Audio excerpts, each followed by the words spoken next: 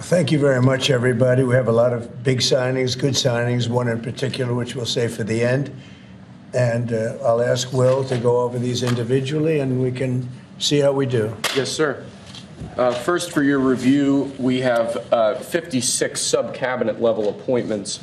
This includes probably most notably 7 ambassador appointments. Those will be the first ambassadors, I believe, that you've transmitted to the Senate. Okay. And they're very good.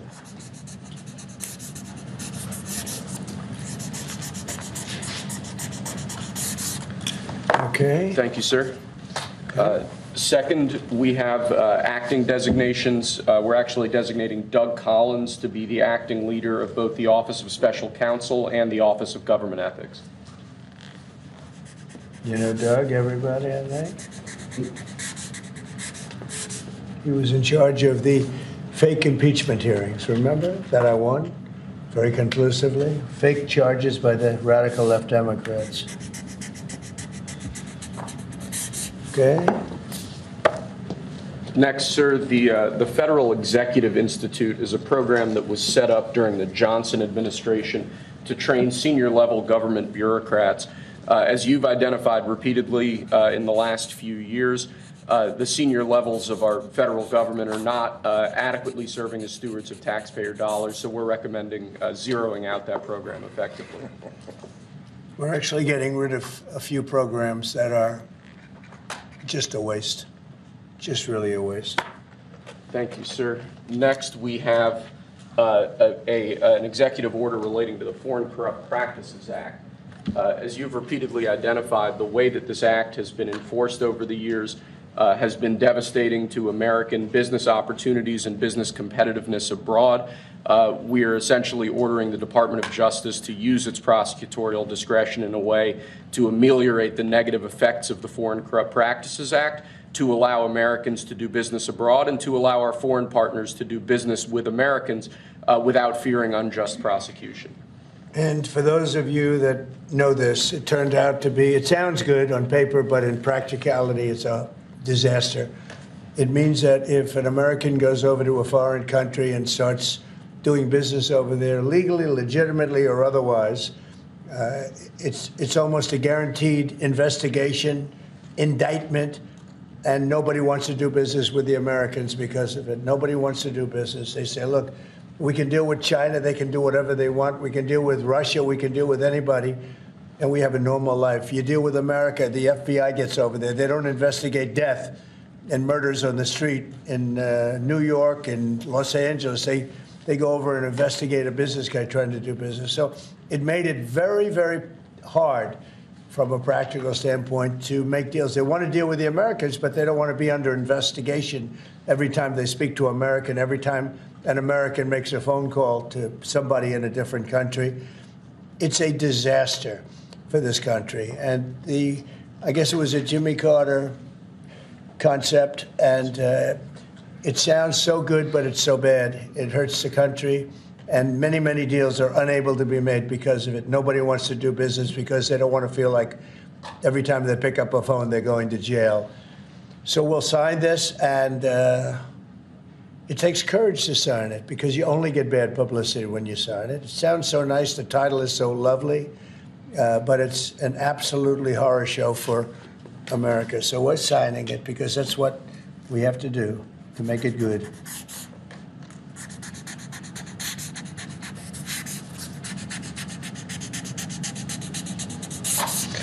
Okay, thank you. It's an important one.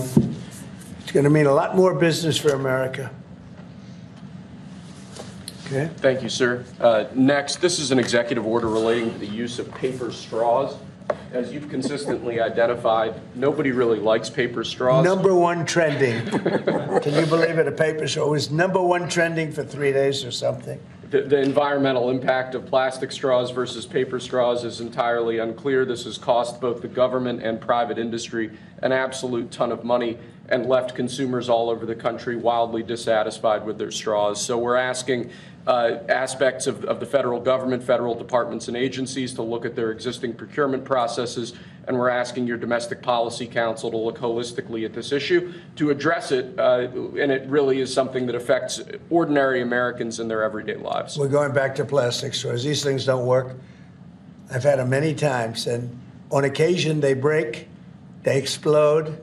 If something's hot, they don't last very long, like a matter of minutes, sometimes a matter of seconds. It's a ridiculous situation. So we're going back to plastic straws. I think it's okay.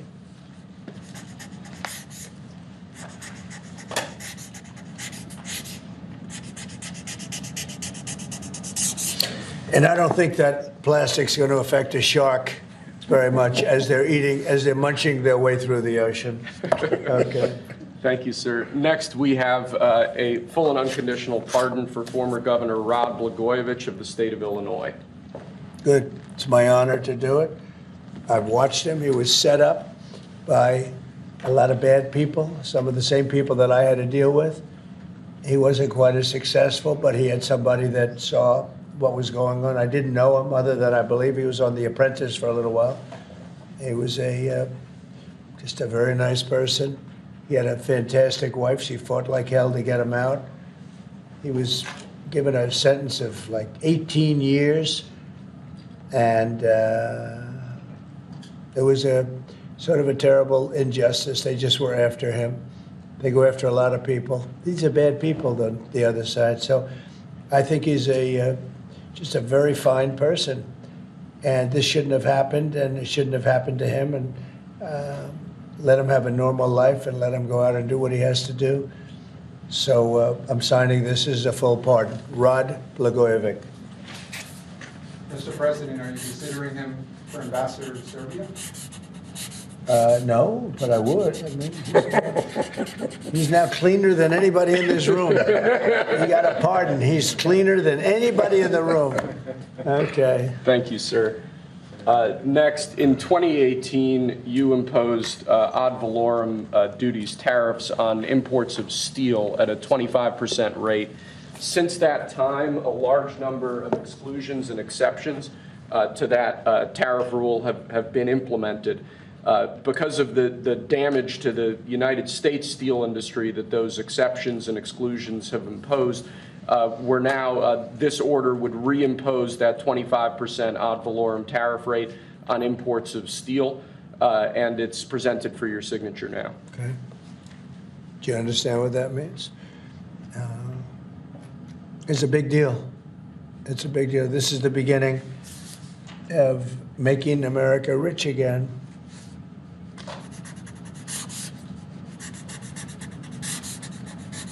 Mr. Secretary, do you have anything to say? As you know, Howard is Secretary of Commerce, doing a fantastic job. And what do you have to say about it? So when you imposed the tariffs the first time, Right. You added 120,000 jobs.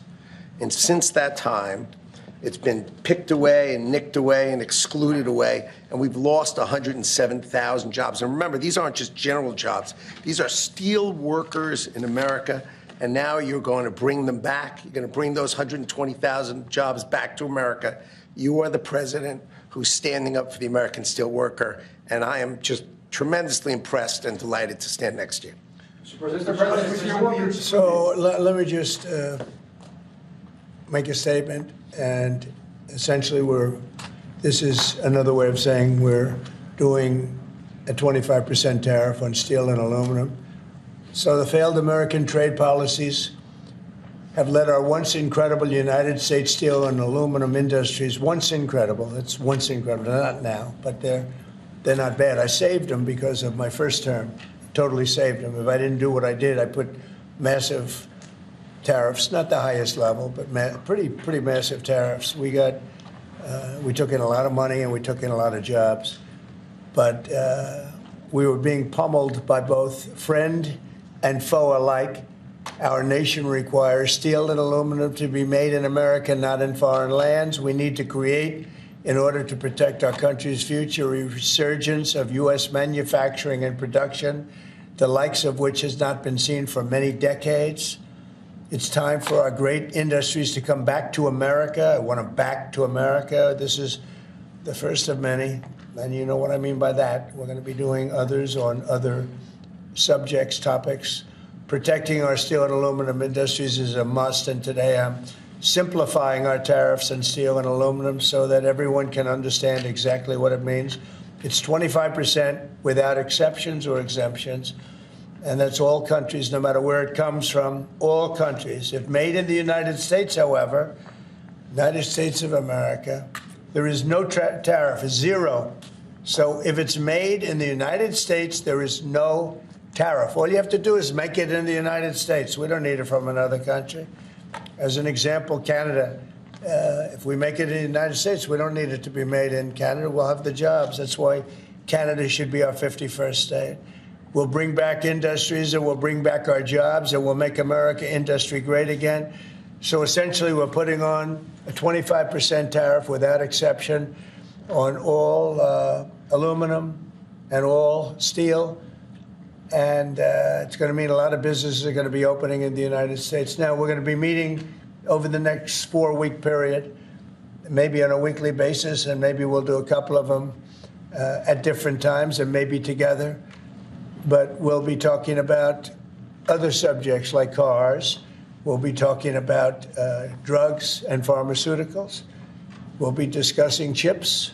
And we're going to be doing some other things in addition to that, all which will bring in a lot of jobs into our country. Cars is going to be a very big one and a very important one. And America is going to be stronger than it ever was before. Okay? So are you finished with everything, I think? We have aluminum still to sign Okay, here, let's sir. go. So with respect to aluminum, similarly to steel, since 2018, a large number of exceptions and exemptions have been added into the law. This eliminates all of those and also increases the ad valorem tariff rate from 10 to 25%. Mostly the last part is the most important, right, would you say? Totally. So basically, this is aluminum, the same thing, no exceptions, no nothing. And it's going to bring our aluminum business back and may go higher. I mean, frankly, it may go higher. And we're going to also be talking about we're going to be talking about things over the next 3 weeks that I think will be amazing for our country, amazing for our jobs, and will bring us to a new level of prosperity. And I think, frankly, our allies and our enemies all over the world expected this. They really expected it for years. They really expected it sometime during the Biden administration, but they didn't do anything. As you know, I put tariffs on China. We took in hundreds of billions of dollars with those tariffs, and Biden wasn't able to get them out. He tried to, but it was too much money. He couldn't do it. And we're going to be doing a very concise and, very, it's going to be good. And I don't think if done properly, and we're going to try and do that, we don't want it to hurt other countries, but they've been taking advantage of us for years and years and years.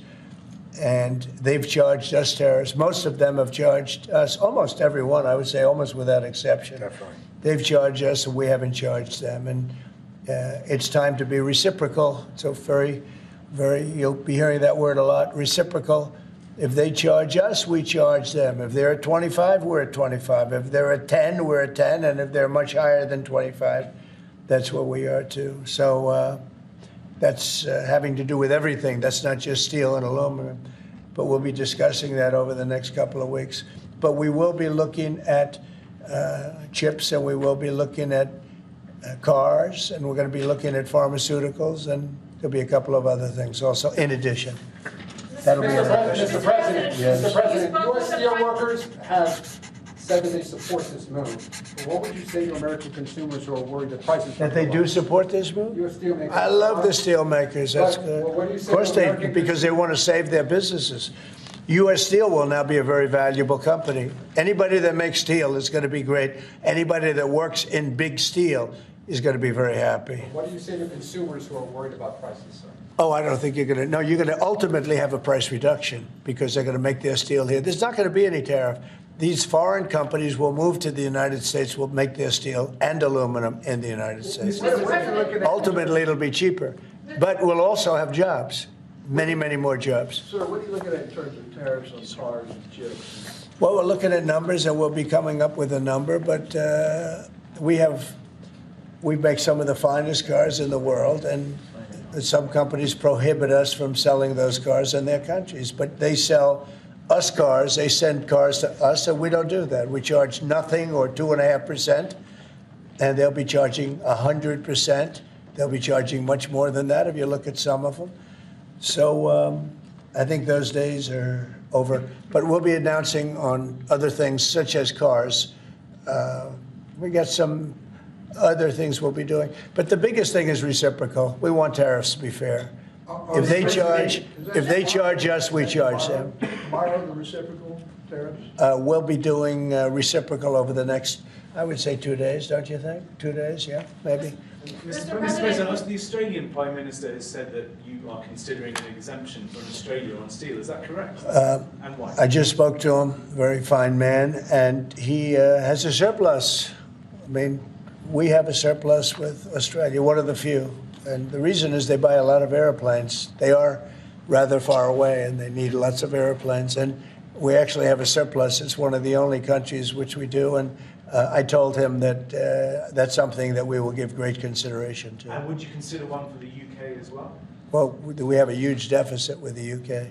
Big difference. You don't have a deficit with Argentina. Is that country also going to be? We have a deficit with a little deficit with Argentina. We almost with every country, but Australia, because of the airplanes, they buy a lot of airplanes.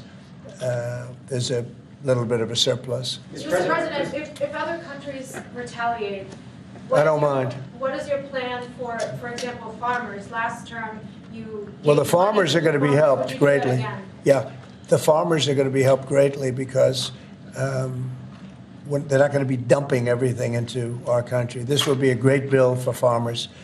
And in terms of retaliation, if they retaliate, it's, as I said, it's reciprocal. So if they raise it a little bit, then we raise it automatically. So I don't think it helps for them to retaliate. But also remember this, they can't really retaliate because we're the piggy bank. We're the piggy bank. But if we don't do this, we won't be the piggy bank for long. We won't be much of a country. Mr. President, you see that report, sir, that Hamas was going to stop releasing Israeli hostages, and what was your reaction? I think it's terrible. Look, I looked at the hostages that came in, and they're emaciated. It looked like something out of the 1930s. It's an absolute disgrace. And I think they saw the way the world viewed it, and they're looking for a reason not to send more because they're all, you take a look at that, it looked like it was a concentration camp, which essentially it was. It looks like they came out of the Holocaust. And what a sad thing. One of them was a young man, good-looking guy, a little bit heavier than perhaps he could have been, and now he looks like he's not even recognizable. Not even Is recognizable. the ceasefire deal at risk of falling apart? Look, I can tell you that those people have been badly hurt, both mentally and physically. I'm talking about the young women that came out also previously. And I think one of the reasons they're doing this is because they're probably sending the best. What you see is probably the best because they want to send people that look at least healthy. And that's not healthy. These people have been badly hurt. They've been interviewed by our representatives. They've been interviewed by Israeli representatives, and they're really hurting. They are really hurting mentally and physically.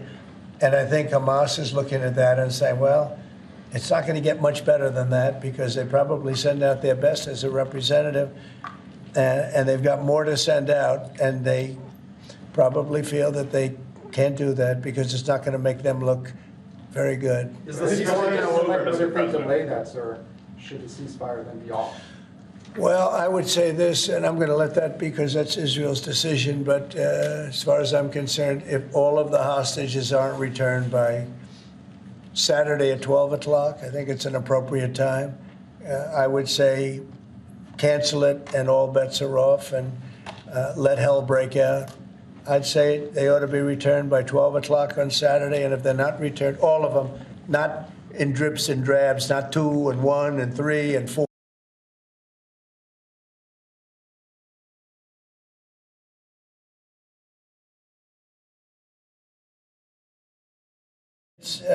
It's terrible. Steve, I'd like you to say a couple of words about it. Yes, well, as you know, Mr. President, since you issued your day one executive orders, border crossings are down approximately 95%. You talk to agents on the line, in their entire careers, they've never seen crossing days as low as what they're experiencing right now. The cartels, in fact, are enormously frustrated because they've never seen a clampdown like this before in American history. There are people who were working at Border Patrol back when it was INS in the 80s and 90s. They've never seen a day like this. That's because you've mobilized the 10th Mounted Division, the Marines, the entire U.S. military. They're erecting physical miles of barrier, temporary and ultimately permanent, every single day. You have all of your border agents pushed to the front line. They're not doing the humanitarian processing, quote unquote, that Biden was doing. They're doing law enforcement and national security. They're interdicting weapons and drugs. They're interdicting violent, high-threat criminals.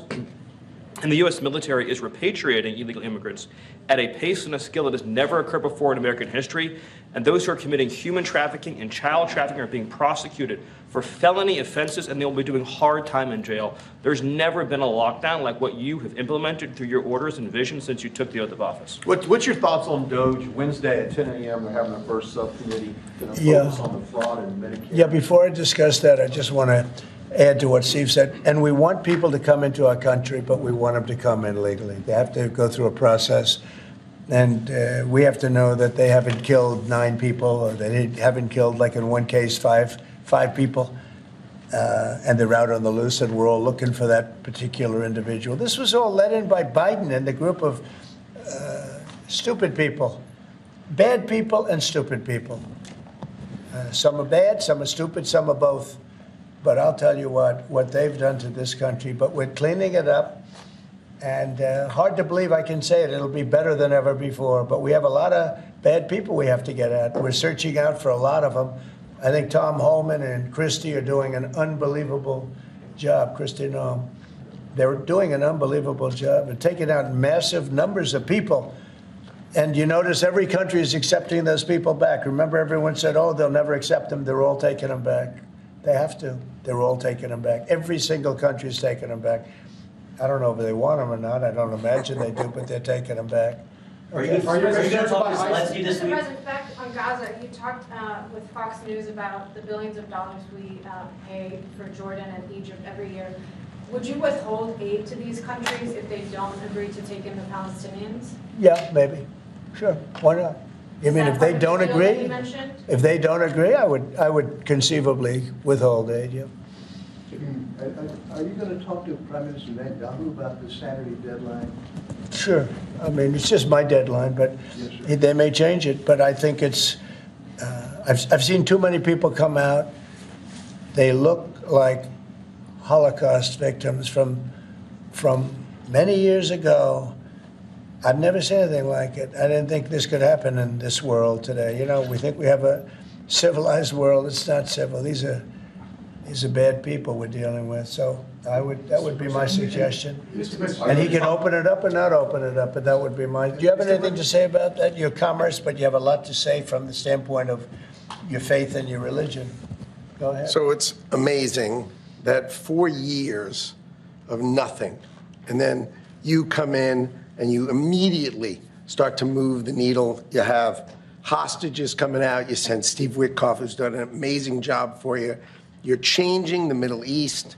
You're supporting your ally, Israel. And I, for one, can't be more impressed with the outcomes that you have driven. And choosing this Saturday to save people's lives or just be done with it seems like just the right choice. But I think it's time to come up with a date.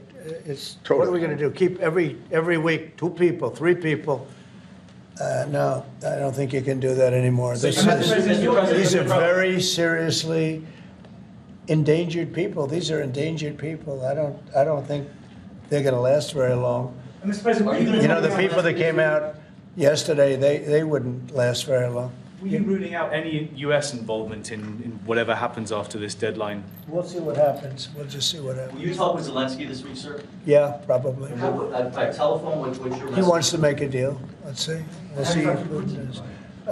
We're dealing with him, And I think they both want to make a deal, but we'll have to see. It's got to be done. What is Zelensky going to Would have never happened if I were president. This would never have happened. Millions of people are dead. What will Zelensky have to give up, if anything? We'll talk about that later Your, because your reaction to a judge today continuing a pause on the buyout program for federal workers? well, I don't know how you can lose a case like that. We're talking about people, everybody. I got elected on making government better, more efficient, and smaller. And that's what we're doing. And I think it was a very generous buyout, actually. Also, if people don't show up to work, we have a right to fire them.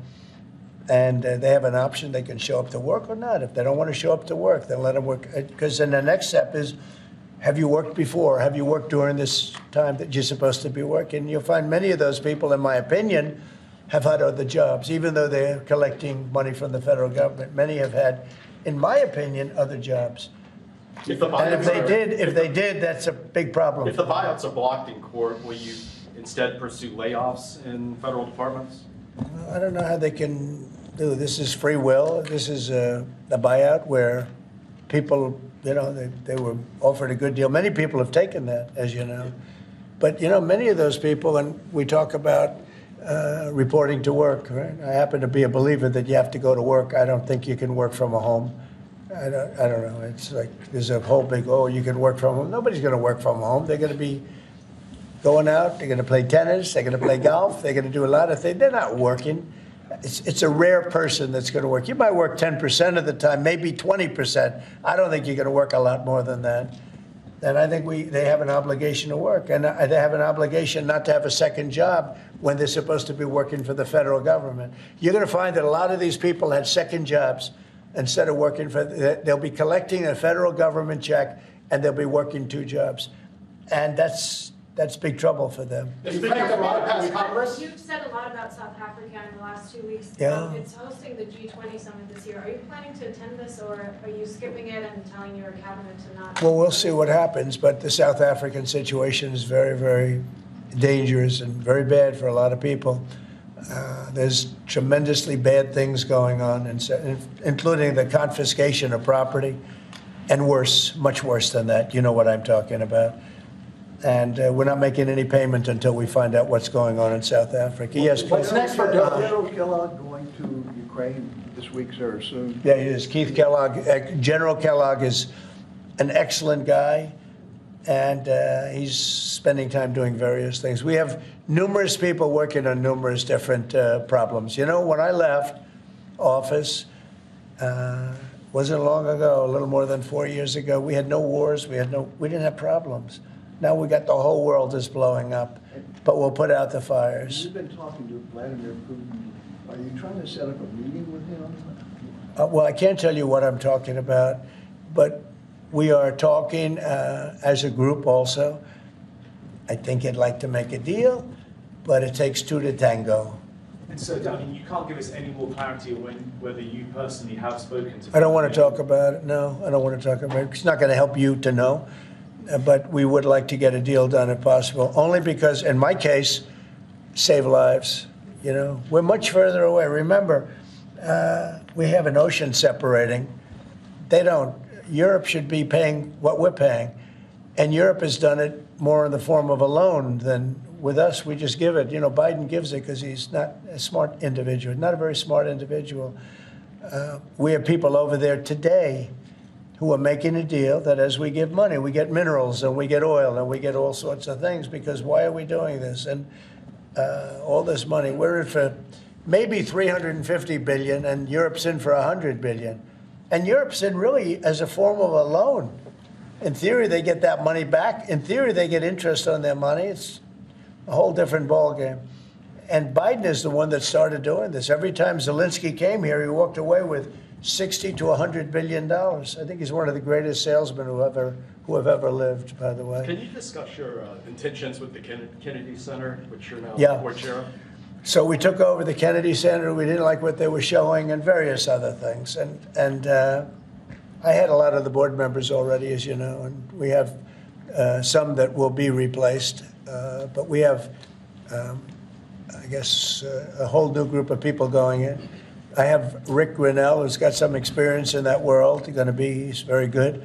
Going to be handling it on a temporary basis. I think he'll do a great job, but we're going to get some great professionals. I'm going to be chairman of it, and we're going to make sure that it's good and it's not going to be woke.